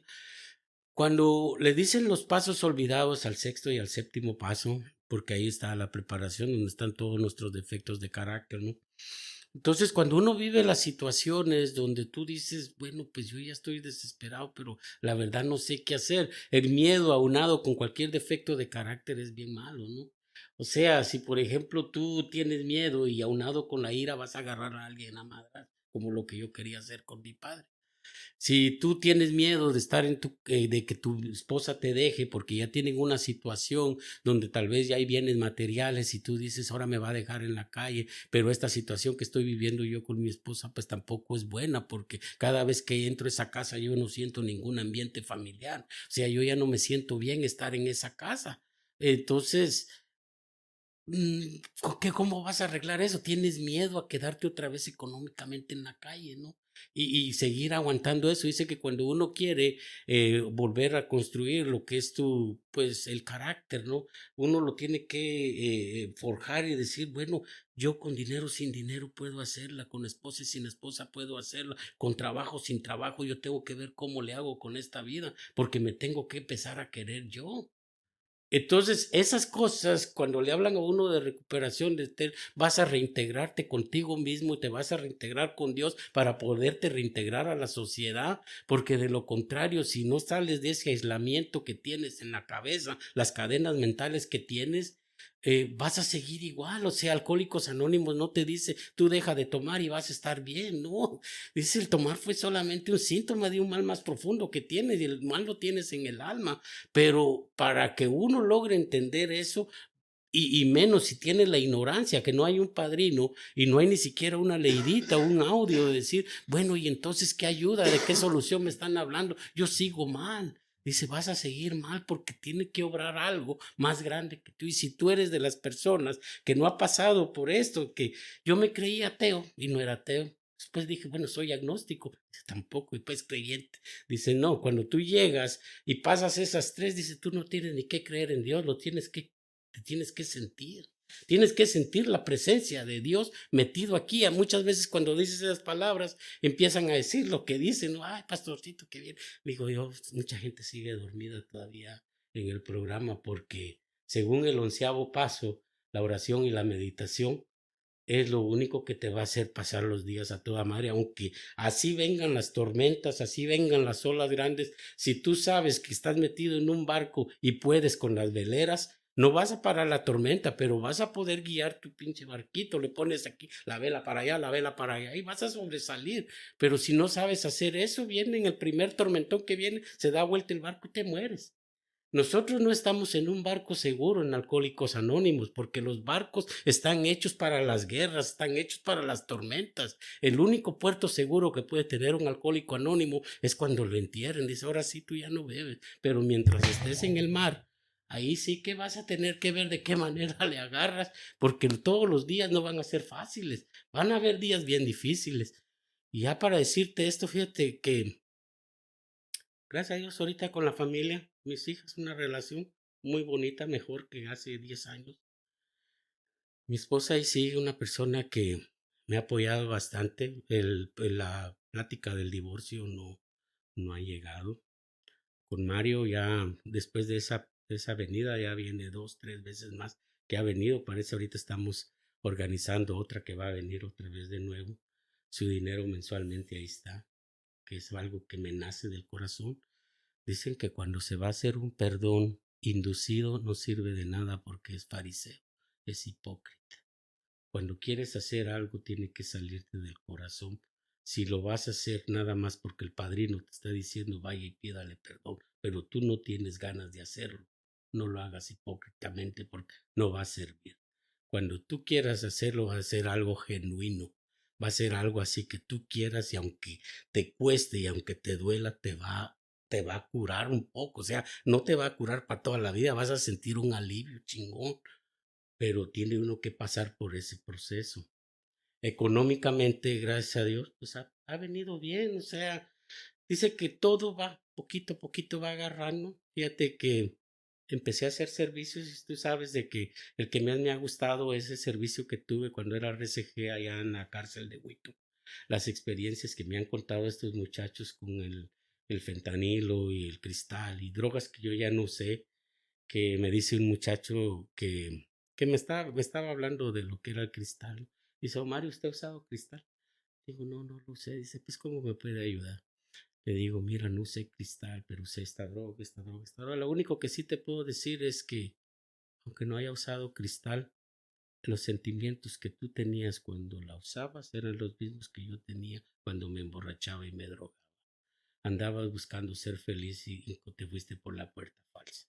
Así que ojalá que ahora que salgas de la cárcel te integres a los grupos de alcohólicos anónimos. En el tiempo que estuve ahí solamente uno que llegó al sur y otro güero que está en el grupo de los güeros. Me hizo sentir bien eso, o sea, los actos altruistas que hablan, ¿no?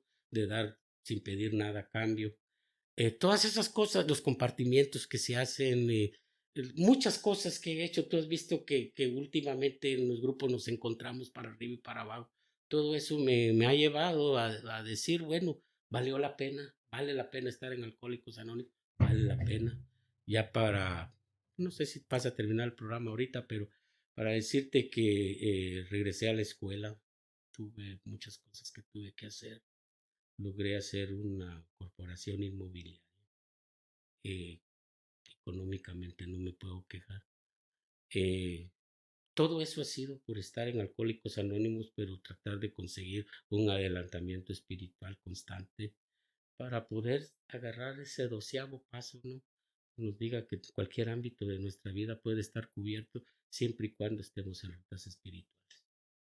Qué bueno, Mario. Fíjate que sí, pues vamos voy a pedirte que a grandes rasgos, en los últimos ya minutos que tenemos, tú sabes que los tiempos del podcast, estas de las plataformas, pues no es que tengamos específico tiempo, pero también pues esto es un camino para toda la vida y vamos a tratar de ir con compañeros más adelante, experiencias diferentes. Me gustaría que 3 mensajes de esperanza le dieras primeramente a la audiencia que todavía no conoce de Alcohólicos Anónimos y que creen estar necesitando porque están ya metidos en los problemas que han venido escuchando a través de los podcasts que hemos tenido y mismo de tu experiencia el día de hoy, de la mía, de cuando hemos estado atrapados ya dentro del alcoholismo sin ninguna salida. Creemos que todas las puertas se han cerrado. O sea, un mensaje de esperanza para esta gente que tomen la decisión de acercarse, que el amarillismo con lo que nuestros países, tristemente lo menciono, lo he mencionado en otros podcasts, el amarillismo de la prensa y también de pues mucha gente abusiva, ¿no? De que en los grupos de AA, que los maltratan, que los encierran, que los golpean. Por eso mucha gente está sufriendo con un familiar y no se quieren acercar porque tienen una mala información, realmente. ¿Sí? Eso no es Alcohólicos Anónimos. Alcohólicos Anónimos es un compartimiento de experiencias, de fortaleza, de esperanza, ¿sí? Lo que tú mencionaste al final, ahorita decías, o sea, de por primera vez interesarse en darnos a nosotros mismos sin esperar absolutamente nada a cambio. Eso es AA, ese sería lo que yo creo que es AA realmente, pero un mensaje de esperanza para esta gente, de ánimo, un mensaje para los recién llegados que ya están en los grupos y que quieren evadir, piensan que el dejar el líquido es lo único que necesitan. Y también un mensaje para nuestros viejos, esos que se han quedado dormidos ahí porque no han querido, o sea, restaurar sus relaciones personales con los seres más amados de su vida y que los tuvieron que dañar, como son los padres, como son los hijos, ¿sí? Como son toda la gente que en nuestro caminar, como un tsunami, pasamos arrastrándolos a todos. Y decirlo realmente, o sea, muchas de estas cosas realmente pasaron sin querer hacerlas, porque nosotros no somos todos esos podos o todos esos señalamientos que nos hizo la sociedad. Nosotros somos enfermos, padecemos una enfermedad incurable, ¿sí? Que está radicada desafortunadamente en el alma, en las emociones, en el espíritu, en nuestra mente y por consecuencia nuestros cuerpos. Entonces, pues, un mensaje a este 3 tipos de audiencia que nos está escuchando, ¿no? Y esperanza, darles ánimo Sí. y Sí, pues primeramente, pues nosotros sabemos, ¿verdad? Que estos podcasts llegan personas de muy poca edad, ¿no? Yo le llamo de poca edad a los que llegan de 15 a 20 años, ¿no? Que todavía están empezando lo que es la vida y tal vez podrán decir lo que yo decía, ¿no? Que por qué yo me voy a encerrar en los grupos de tan temprana edad si todavía no he disfrutado mi vida. Ese es un pensamiento erróneo porque, como yo les conté, ¿no? Ya a los 18 años yo tuve mis primeros problemas metidos legalmente. Y así como ustedes, si llegan a Alcohólicos Anónimos a una edad temprana, se van a ahorrar muchos años. Si no tienen familia, van a tener una familia que van a tener hijos que nunca los han visto tomar.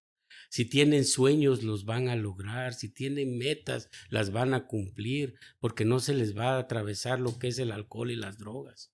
Si miran ustedes personas en los grupos que son exitosas, no solamente económicamente, sino una persona exitosa quiere decir una persona que ha logrado saber guiar a sus hijos en buenos caminos, ¿no?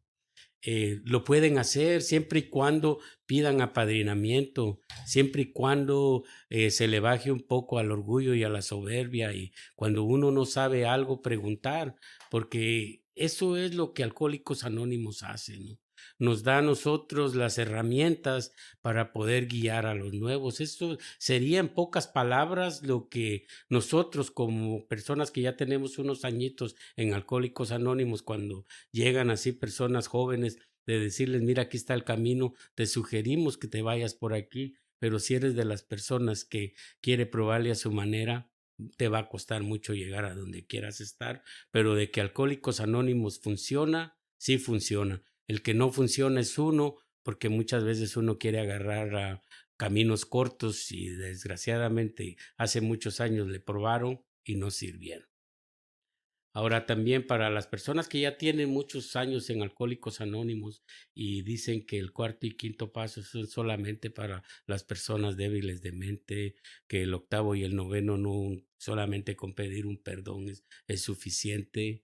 Yo les puedo decir que por mi propia experiencia, por haber pasado muchos tiempos pensando lo mismo, yo tuve que pagar un precio muy caro, aún estando mucho tiempo en Alcohólicos Anónimos, que si no tienen una persona que sea así como yo lo hice con un padrino de Alcohólicos Anónimos, se puede hacer todo eso con un psicólogo, con un amigo lejano, se puede hacer con un pastor de una iglesia, se puede hacer con cualquiera que uno le tenga confianza, pero sí es muy necesario que uno tenga ese vómito espiritual, ¿no? Que no solamente ir a los grupos de Alcohólicos Anónimos es ir a oír una hora y media o estar jajaja, jijiji y ver quién es el comediante de la noche, sino que hay otras cosas más importantes que Alcohólicos Anónimos nos dice que tenemos que hacer. Ya para terminar, el noveno concepto nos habla del liderazgo a nosotros. Y hay una parte muy bonita ahí cuando dice que si nosotros somos muy buenos líderes en un grupo, llegan las personas nuevas y si miran en un grupo servidores, los nuevos compañeros van a ser muy buenos servidores. Pero si algún nuevo llega a donde hay un grupo lleno de víboras, los nuevos lo que van a hacer son víboritas, ¿no? Porque eso es lo que van a aprender. Entonces nosotros tenemos que ser líderes y para ser un líder uno tiene que tener visión, uno tiene que tener responsabilidad, uno tiene que tener tolerancia, uno tiene que estar expuesto a la crítica y la más importante es que uno tiene que tener nivelación del ego para poder dejarse guiar por los padrinos. Gracias, Mario. Pues no me queda ya mucho que agregar. Estuvimos hablando de las cosas que llevan a cualquier ser humano dentro de esta comunidad a tener una experiencia espiritual. Eso yo así lo puedo considerar, porque se trata de practicar los pasos, no de leerlos, de llevarlos al verdadero terreno donde son fértiles, porque muchas veces dentro de la agrupación, pues ahí nos toleramos por la necesidad que tenemos de no tomarnos el siguiente trago, pero la verdadera práctica de esas relaciones interpersonales realmente están en el terreno afuera de las agrupaciones, en la vida cotidiana, con nuestros seres queridos, con nuestros compañeros de trabajo, especialmente con la familia que vivió nuestro alcoholismo activo, que sufrió nuestras neurosis en los primeros tiempos cuando dejamos de beber y que poco a poco tuvimos que entrar a practicar este programa para poder ser alumbrados, ¿sí? Y para que nuestros hijos, nuestros nietos, los vecinos, la gente que nos conoce, o sea, a lo mejor los que algún día nos vieron por ahí en una esquina sentados o tirados o en malas condiciones, o sea, vean lo que Dios puede hacer a través de un programa tan bello como lo es Alcohólicos Anónimos, siempre y cuando el individuo esté dispuesto a actuar, a practicar y a seguir adelante. Yo quiero nuevamente invitarlos a que se sigan participando con nosotros, suscríbanse a nuestras plataformas. En verdad, toda aquella audiencia que tiene familia con problemas con su manera de beber o cualquier otras adicciones, pues tenemos los tentáculos por todos lados para alcanzar la ayuda donde quiera que usted se encuentre. Estamos en Spotify, en Amazon Music, en Apple Podcast, en YouTube y el Grupo Reencuentro Veracruz, que es mi grupo base, el que estamos de donde estamos haciendo estos podcasts, se encuentra ubicado en el 3815 de la Main Street en McHenry, Illinois, en el 60050 es el código postal. Quiero agradecerles bastante por ponernos atención, por seguirnos y decirles que pues nuestro grupo está celebrando su aniversario número 19 años de tener las puertas abiertas. Espero nos puedan acompañar alguien. Mañana es la celebración a las 2 de la tarde en el salón del Township de la ciudad de McHenry. Si usted vive por aquí cerca, es bienvenido. Tendremos compañeros de Alcohólicos Anónimos que hablarán de temas muy importantes para la información pública. Tendremos también una persona de los grupos de Al-Anon, que son para los familiares de los alcohólicos. Tendremos a un doctor para que él nos pueda hablar de los daños físicos que ocasiona el alcoholismo. Y tendremos comida gratuita, tendremos un baile también. Entonces, queremos decirle a usted que nosotros el día de hoy nos divertimos y usted véngase a divertir con nosotros sin necesidad de tomar un trago de alcohol. Tendremos pastel, tenemos una fiesta grande, tenemos de todo excepto no tomamos alcohol porque no ha sido beneficioso en nuestra vida. Muchísimas gracias, Mario, te agradecemos bastante que hayas pues aceptado nuestra invitación. Me siento muy complacido, te conozco de mucho tiempo, sabemos que andamos en la lucha cotidiana. Gracias por compartir tu experiencia, que estoy seguro que va a ser mella en el corazón de alguien en alguna parte del mundo. Gracias, Mario, por acompañarnos. Gracias, Abelardo, pues muy bueno, o sea, pasemos aquí una horita o tal vez más, pero pues yo me sentí muy bien. Espero que también por allí, si la experiencia de uno sirve para alguno que por ahí tenga el mismo problema, que sepa que no está solo, que Alcohólicos Anónimos le va a dar pues una ayuda, ¿no? Muchas veces creemos de que solo nosotros tenemos estos problemas y no es así. Alcohólicos Anónimos da para esto y más, no importa qué clase de droga esté usando, Alcohólicos Anónimos está capacitado para alcohol y todo lo que venga. Así que muchas gracias, Abelardo. Gracias a toda la audiencia, muy buen día y que Dios los bendiga y estaremos pendientes la próxima. Vamos a tratar de tener a una persona de Al-Anon, de los grupos familiares de Al-Anon, para que nos pueda acompañar la próxima semana. Voy a tratar, es más difícil tener el servicio con ellos porque ellos son una comunidad que camina a la par, pero voy a hacer todo lo posible por tenerlo aquí con nosotros para que vean escuchen el otro lado de la moneda de cómo está el sufrimiento y la recuperación de una persona que nunca bebió alcohol pero tuvo que lidiar con nosotros. Muy buenas tardes, Dios los bendiga y felices 24 horas. Felices 24 horas.